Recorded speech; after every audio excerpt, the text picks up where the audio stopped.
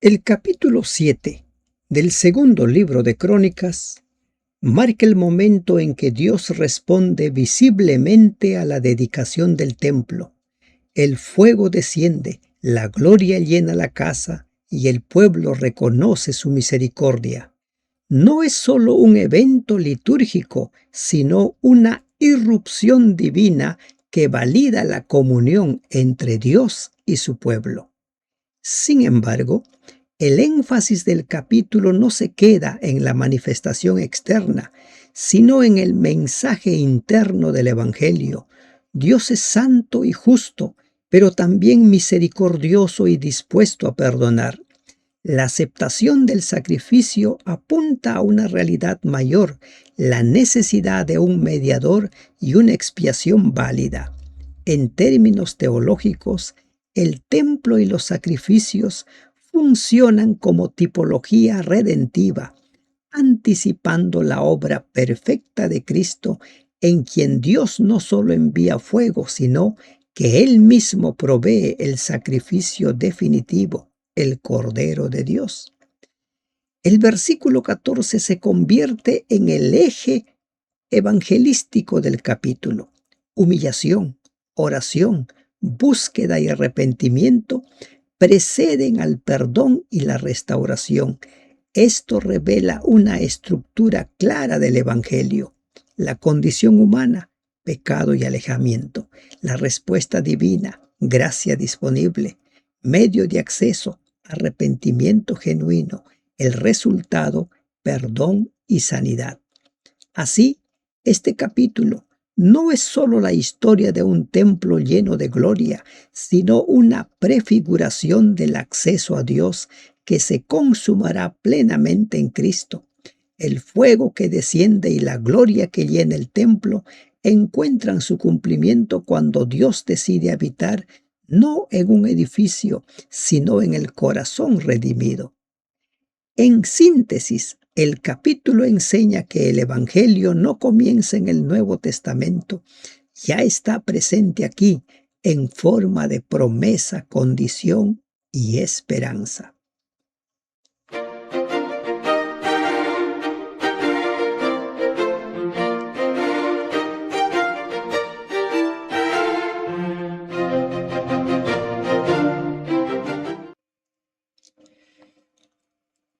Perlas del segundo libro de Crónicas. Te damos gracias, bendito Dios, por este nuevo día. Gracias por la nueva oportunidad de abrir tu palabra. Y nos encomendamos a ti, Señor. En el nombre de Cristo Jesús te rogamos que nos guíes a lo largo de este estudio. Amén. Buen día, hermanos y hermanas de esperanza. ¿Cómo nos va a lo largo de este estudio? ¿Cuántas perlas ya incorporó usted a su experiencia diaria, a su estilo de vida? ¿Qué pasaje le resultó más llamativo? Comparta con nosotros sus experiencias, comparta sus testimonios y recuerde, siempre anime, invite a las personas a ir a Cristo, invite a las personas a estudiar su palabra. Tenemos un ministerio que desarrollar. A lo largo de este estudio, que ya estamos hoy día en el capítulo 7, es la primera semana del estudio del segundo libro de Crónicas, nos hemos dado cuenta de que hay mucha similitud con el libro de Reyes, pero hay mayores detalles. Ambos libros se complementan. El objetivo de este libro es comprender que la presencia y el favor de Dios se manifiestan en respuesta a la consagración, pero se mantienen mediante una relación de pacto basada en humildad, arrepentimiento y obediencia, revelando así el carácter redentor de Dios. Que Dios continúe bendiciendo vuestros hogares. Que el Señor continúe bendiciendo el trabajo de cada uno de ustedes y sobre todo que nos siga dotando de mayores dones y talentos para cumplir con el ministerio que Él nos ha asignado. Objetivos específicos de este capítulo. 1. Reconocer la manifestación de la gloria de Dios. Analizar cómo la respuesta divina, fuego y gloria, confirma la aceptación del culto y valida la relación entre Dios y su pueblo. 2. Entender el valor espiritual del sacrificio y la adoración. Identificar que la entrega, el orden y la celebración reflejan un corazón comprometido, no solo un ritual externo. 3. Examinar el principio condicional del versículo 14. Desglosar las 4 condiciones: humillarse, orar, buscar y convertirse, como el modelo divino para la restauración espiritual. 4. Analizar la dinámica del pacto, promesas y consecuencias. Comprender que la fidelidad trae estabilidad y bendición, mientras que la desobediencia conduce a disciplina y pérdida. 5. Relacionar el texto con la dimensión del Evangelio. Interpretar el templo, el sacrificio y el perdón como elementos que anticipan la obra de Jesucristo, en quien se cumple plenamente el acceso a Dios. Temas principales en este capítulo. 1. La manifestación de la gloria de Dios, versículos 1 al 3. Dios responde con fuego del cielo y llena el templo con su gloria. Este acto valida la dedicación y establece que la presencia divina no es simbólica, sino real y perceptible.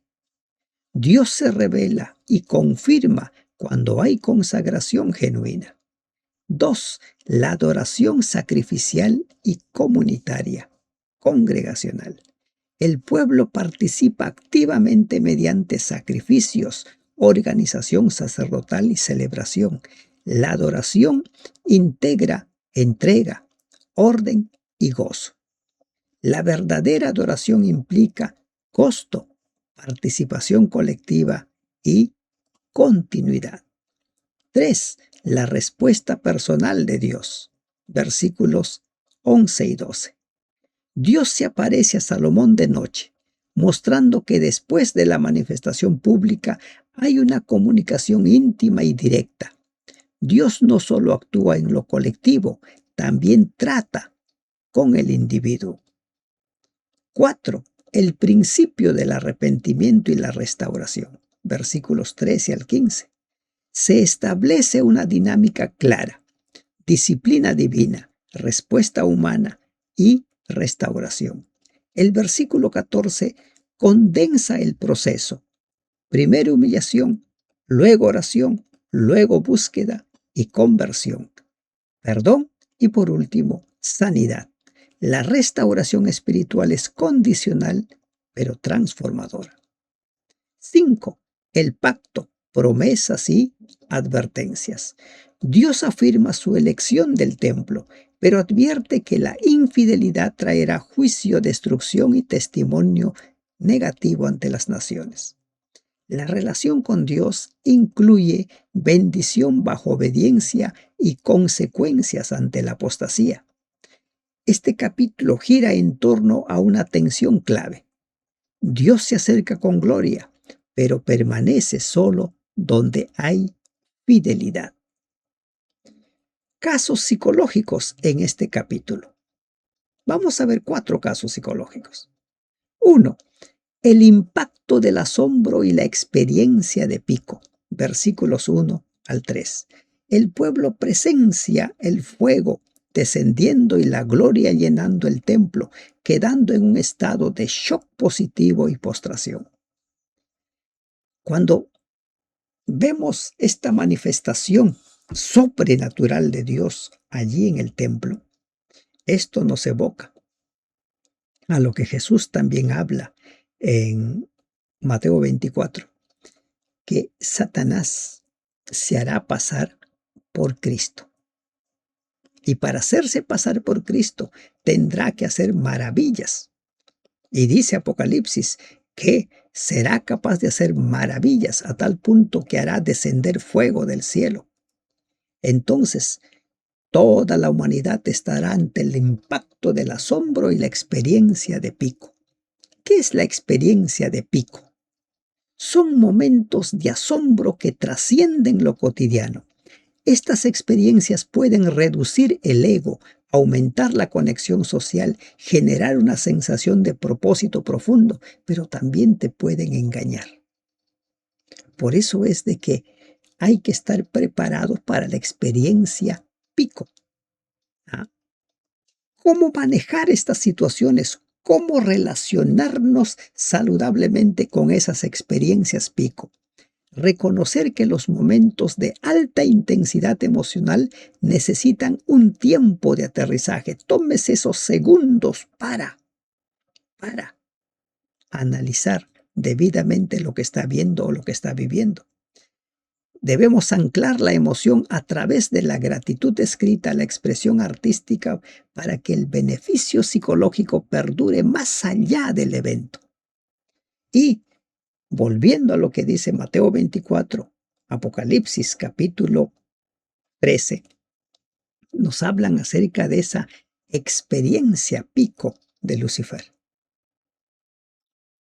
Satanás es capaz de engañarnos porque sabe que nosotros creemos a lo que vemos y ya hemos demostrado que no siempre lo que vemos es verdad. Hay otros elementos que debemos tener en cuenta. Satanás maneja muy bien los casos psicológicos, por si acaso.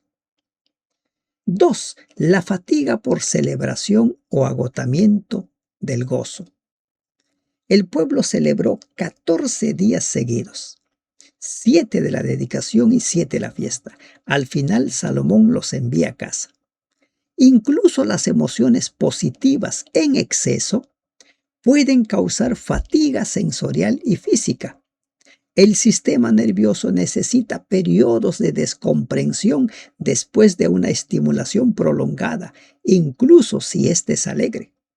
Ustedes saben que si una persona se ríe en demasía, puede producir algunos efectos físicos, no solamente emocionales.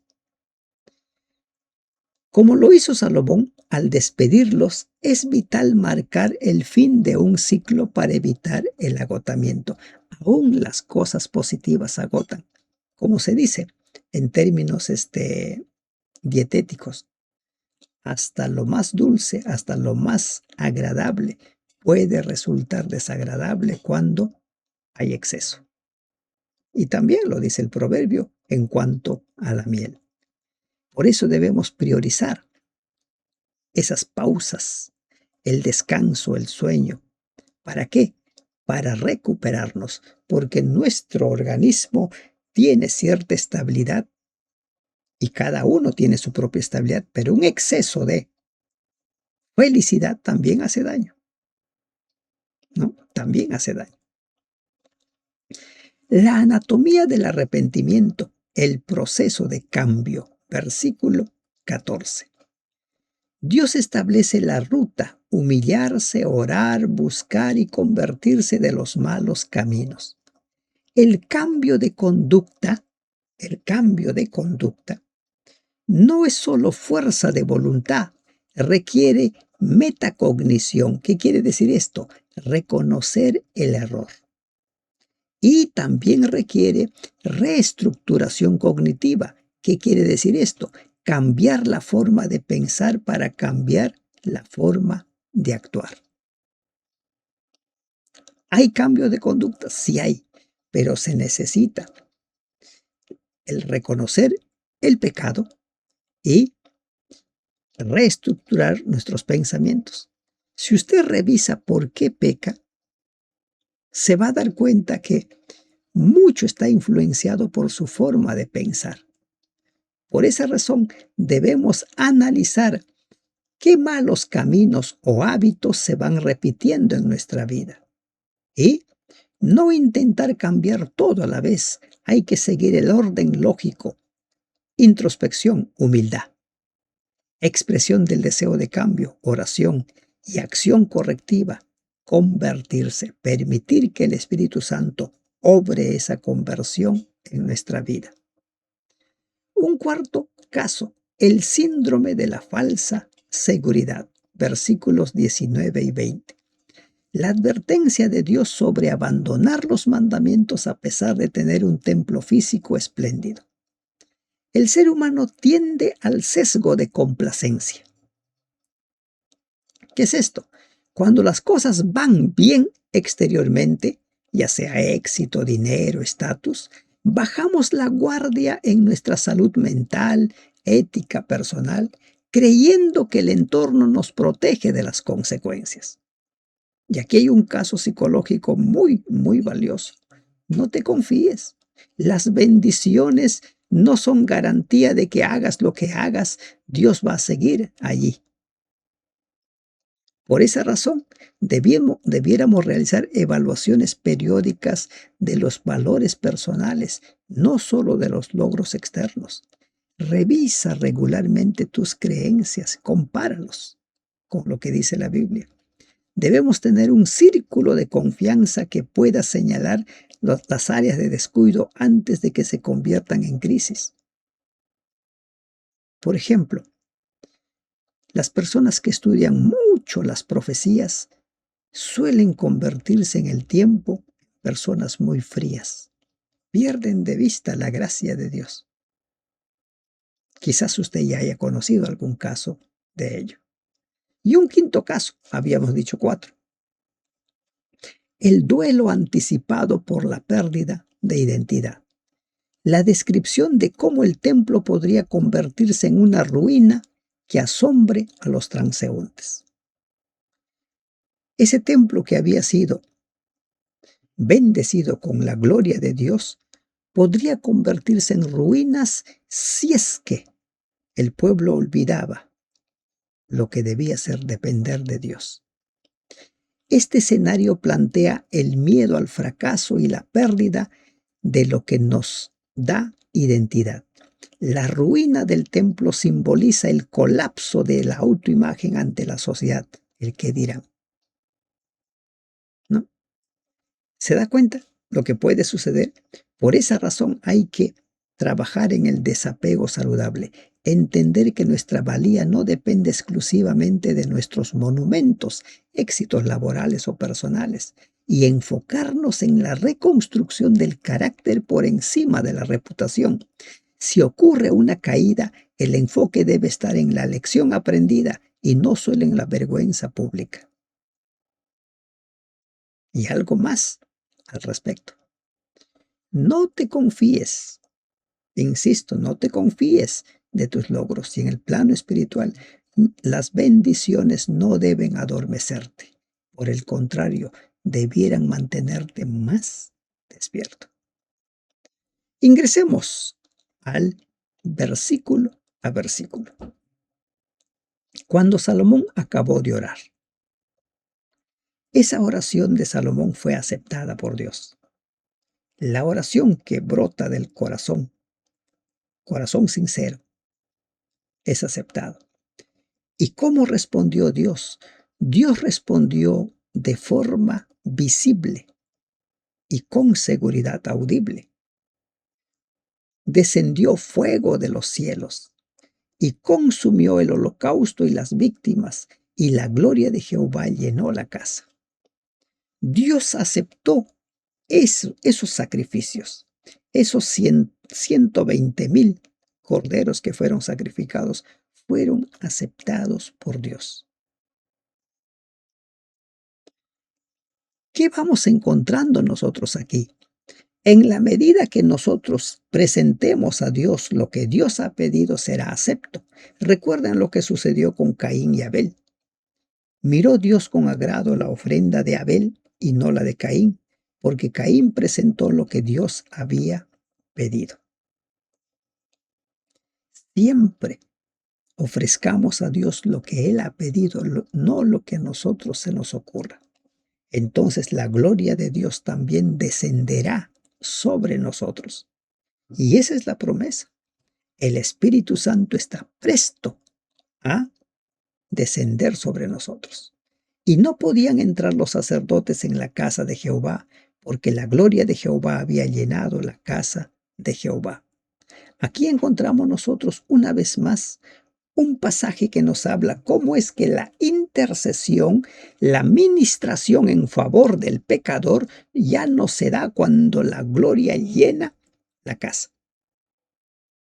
Y aquí se marca el inicio de la obra mediadora de los sacerdotes humanos en favor del pueblo. Y en Apocalipsis 15:8, cuando se llena la gloria de Jehová el templo, marca el final de la gracia. ¿Se da cuenta? El final del tiempo de gracia, ocurren las plagas y Cristo viene por segunda vez. Cuando vieron todos los hijos de Israel descender el fuego y la gloria de Jehová sobre la casa fue visible, por si acaso, nuestra relación con Dios se va a tornar visible. Los demás van a ver si nos relacionamos o no nos relacionamos con Dios. Algunos dicen, bueno, esa relación es íntima. Sí, esa relación íntima se vuelve visible a los ojos del entorno porque se van a producir cambios en nuestra vida, nuestra conducta, nuestra forma de hablar, nuestra forma de reaccionar, nuestra forma de manejar los problemas. Se va a mostrar. La gloria de Dios va a transformar nuestra vida.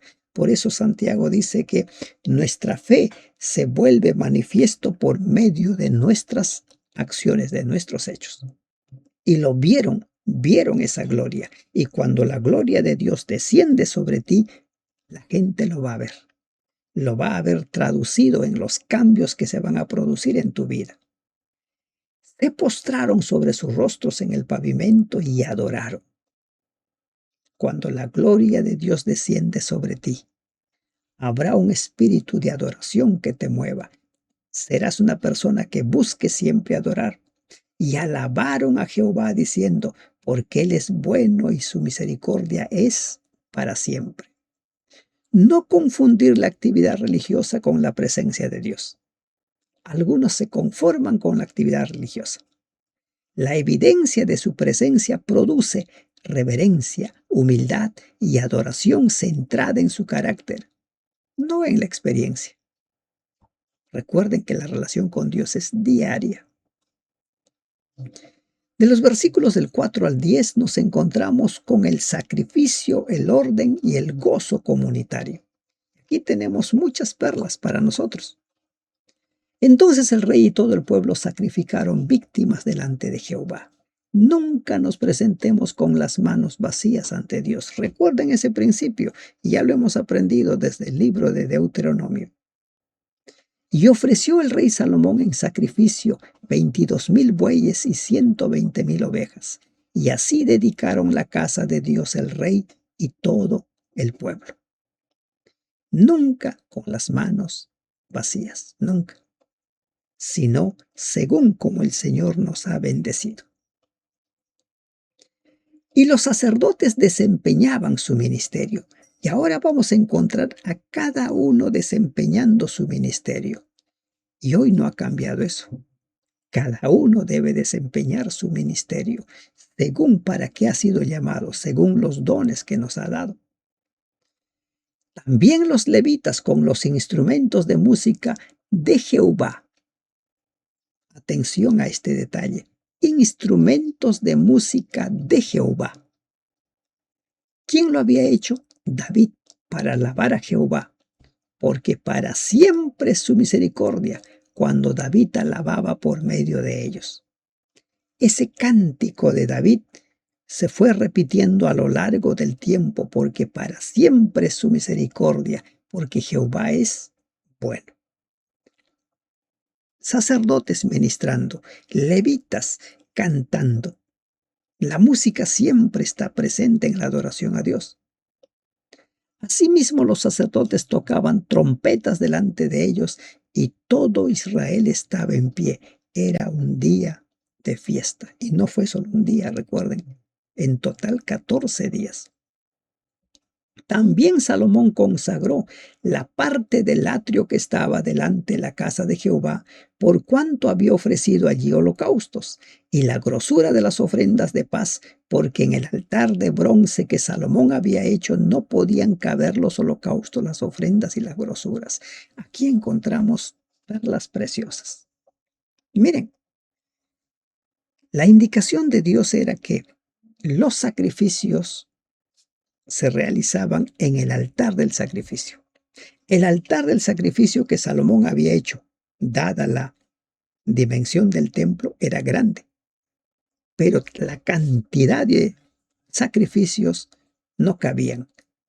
Entonces, el espacio aledaño también fue utilizado para ofrecer esos sacrificios. ¿Cuál es la perla? ¿Ah? ¿Cuál es la perla? Usted puede encontrar más de una perla aquí. Hay un espacio señalado por Dios, es cierto, pero estos espacios son referenciales, no perdiendo el simbolismo, el significado. Otros espacios también pueden ser utilizados para la adoración, para ofrecer a Dios nuestros sacrificios, como dice Romanos 12:1, ofrecernos nosotros. No solo el templo. Ya vimos en el capítulo de ayer. El templo es el lugar señalado por Dios, pero no es el único lugar.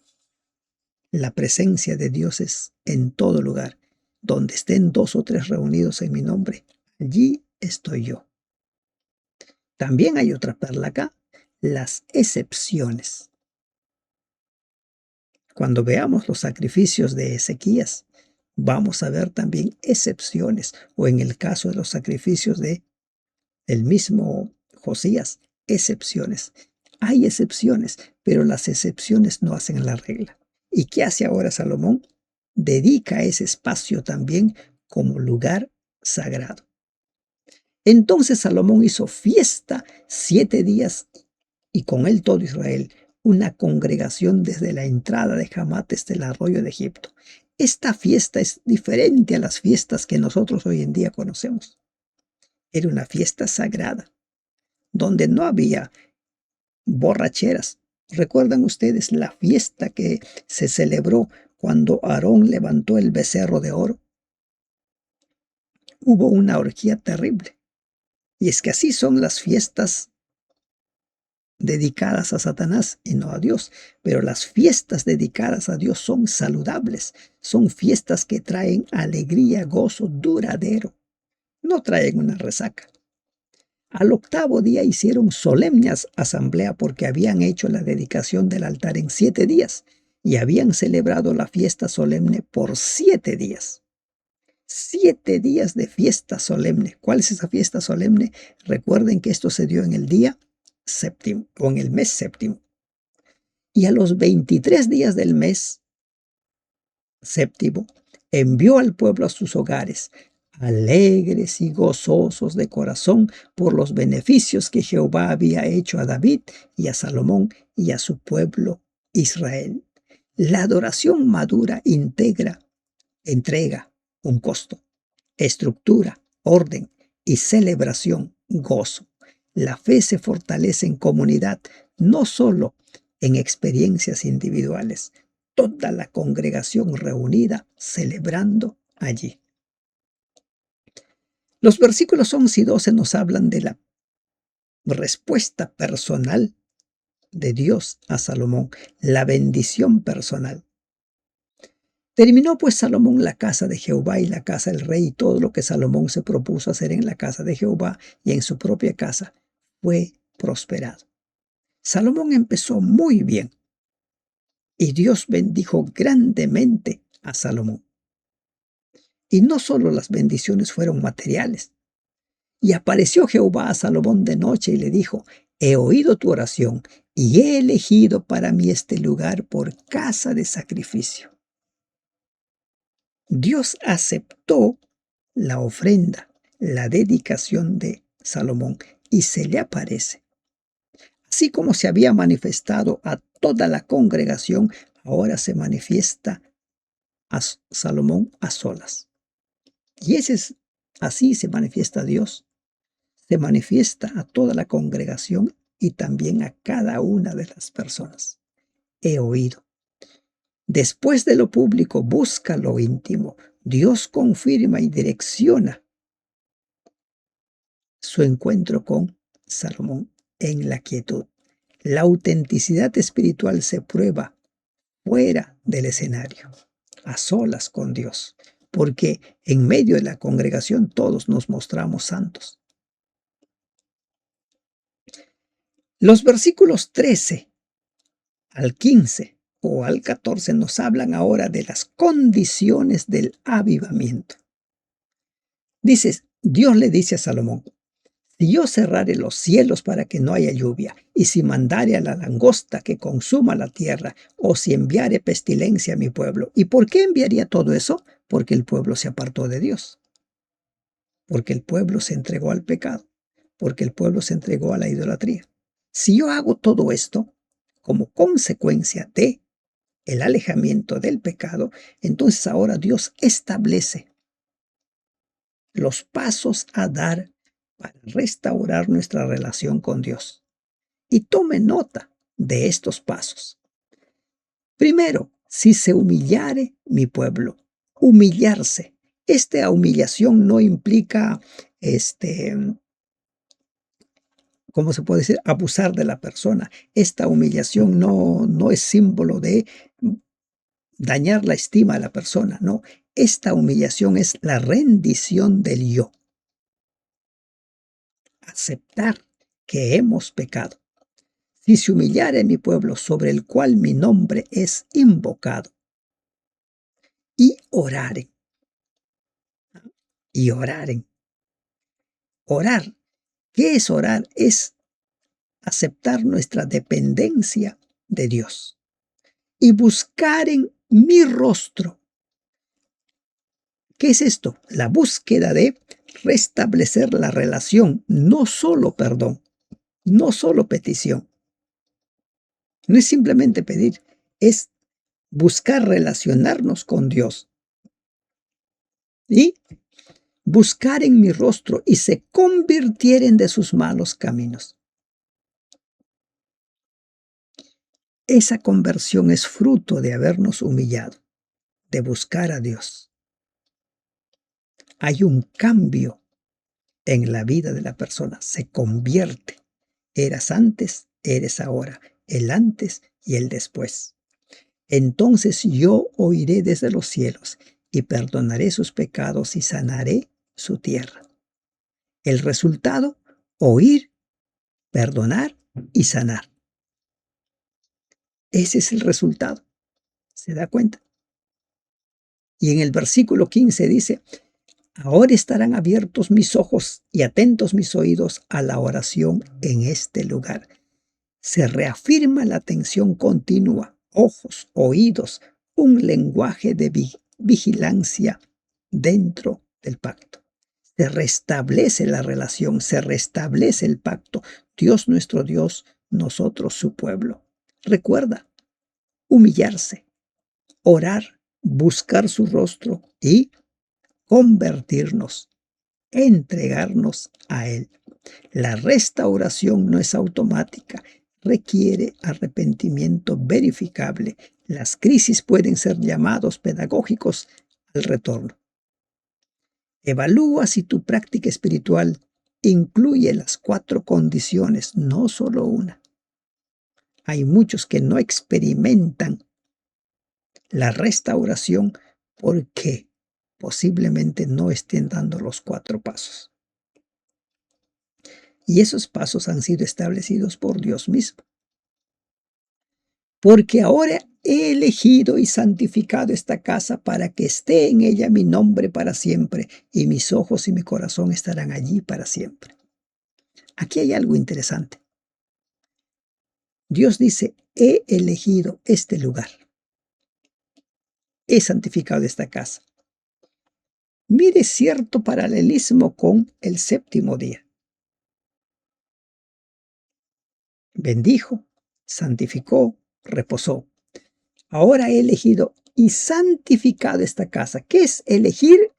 Lo he separado para mí. Lo he elegido y santificado para que esté en ella mi nombre para siempre. Allí estaría su nombre para siempre.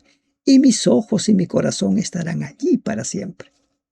¿Cuántos quisieran que por lo menos una declaración de estas se encontrara en la Biblia en relación al domingo? No hay. En ningún pasaje.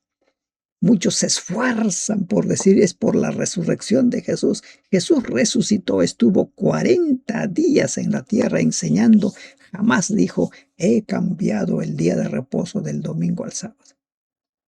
Y aquí Dios le dice explícitamente a Salomón, he elegido.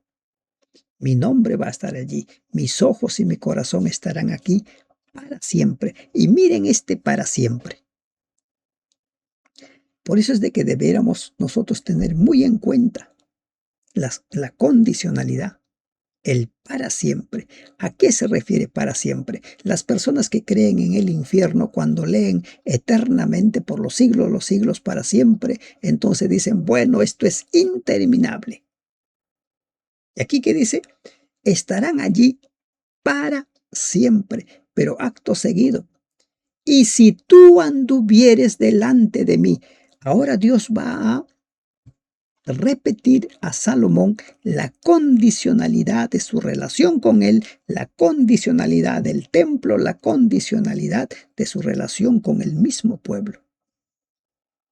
Y una vez más nos vamos a encontrar con perlas preciosas.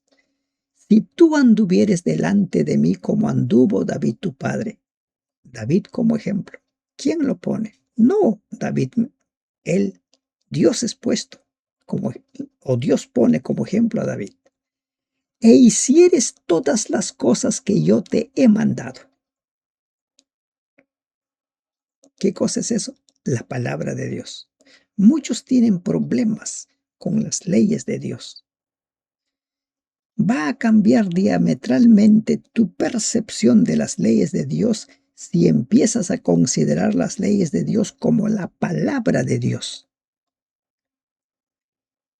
Cosas que yo te he mandado y guardares mis estatutos y mis decretos.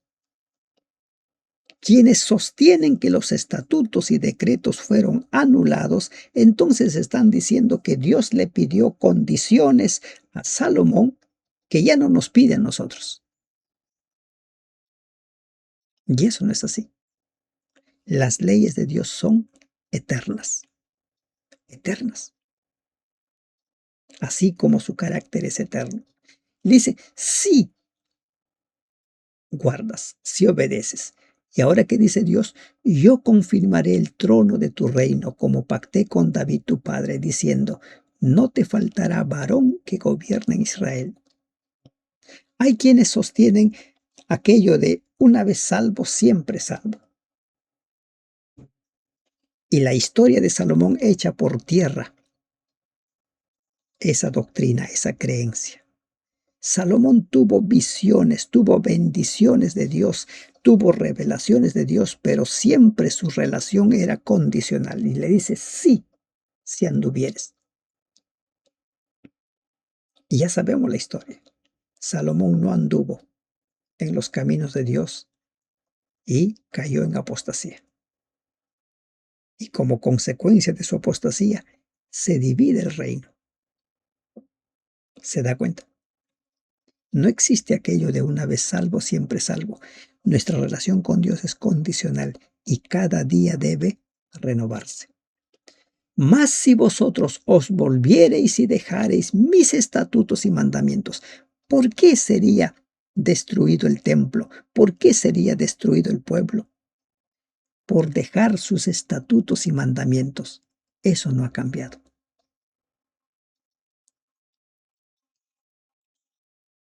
¿Y qué dice?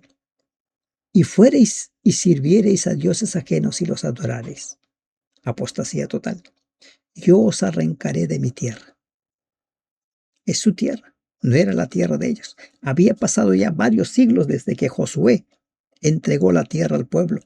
pero seguía siendo la tierra de Dios, así como el planeta sigue siendo el planeta de Dios.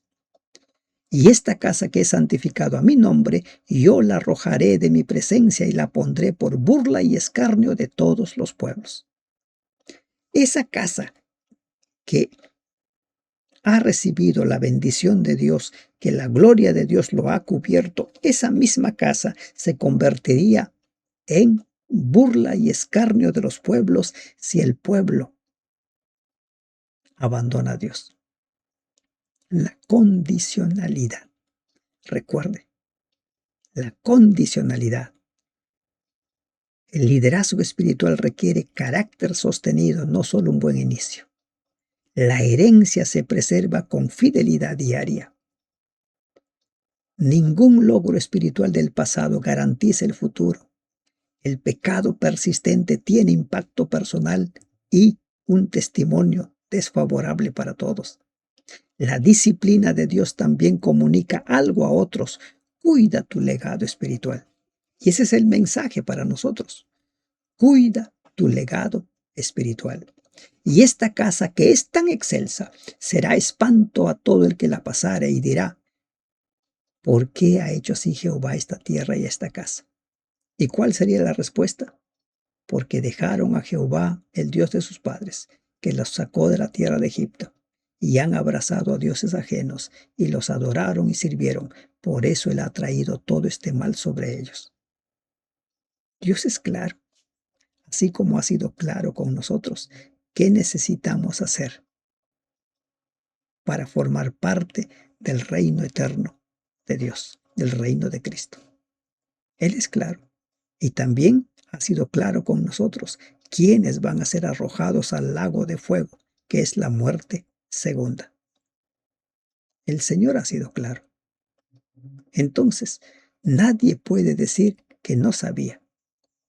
Y a los que no saben, también se les juzgará con las leyes que en la vida de cada persona existe, la ley de la conciencia. Dios es claro. Cerramos nuestro estudio con las perlas. La presencia de Dios no se fabrica, se recibe. La verdadera espiritualidad inicia cuando Dios toma la iniciativa. El fuego que descendió desde el cielo no fue producido por el hombre. La respuesta correcta ante Dios es la humildad. El pueblo se postra y reconoce su bondad y misericordia.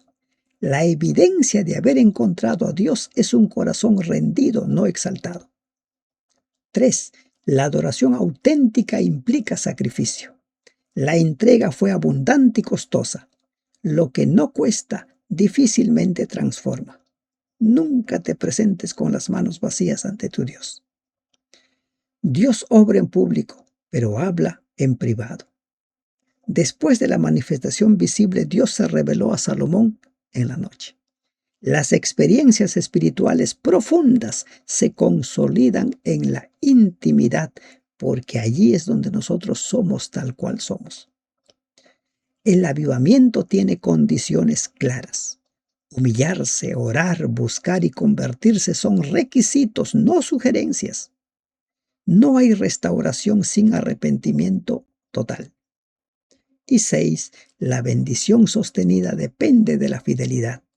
La desobediencia puede revertir incluso los momentos más gloriosos, como la gloria del templo. La relación con Dios no se mantiene por historia pasada, sino por obediencia presente, por el día a día. Hoy es el día de salvación. Este capítulo revela un Dios que se manifiesta con poder, pero que también establece condiciones para permanecer.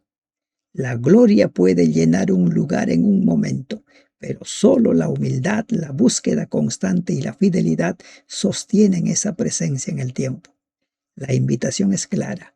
No basta con experimentar a Dios, hay que caminar con Él cada día. Que Dios te bendiga.